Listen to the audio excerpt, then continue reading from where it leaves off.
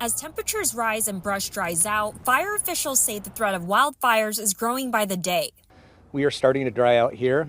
We did have a little bit of rain, which has helped. The grass is still fairly green, but as the temperatures begin to increase throughout the next several months, that's where we're going to start to see the higher risks of wildfire. As we all know, in California, fire season never really ends. In California, we're in fire season year-round. We fluctuate through periods of peak staffing and transitional staffing. We're looking to hire the additional seasonal staff back mid-May, and that'll take us to peak staffing, where we typically start seeing more of those large-scale fires or rapidly changing incidents. Reported vegetation fire in the area of 1931 SoCal San Jose Road.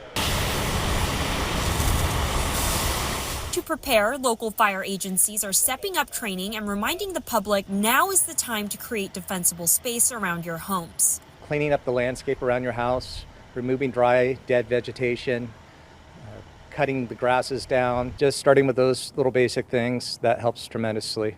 Cleaning your roofs off, your gutters, having a non-combustible barrier around your home. With high winds and dry conditions, firefighters say even a small spark can turn into a dangerous blaze.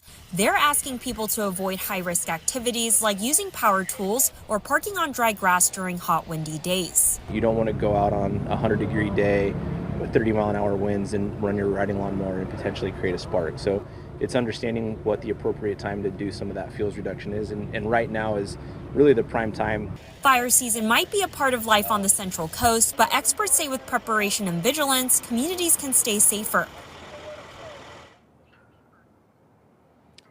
Fire officials are urging everyone to stay tuned to alerts and be ready to evacuate if necessary. Reporting in Scotts Valley, I'm Joyce Kim, KSBW Action News 8. All right, Joyce, thank you.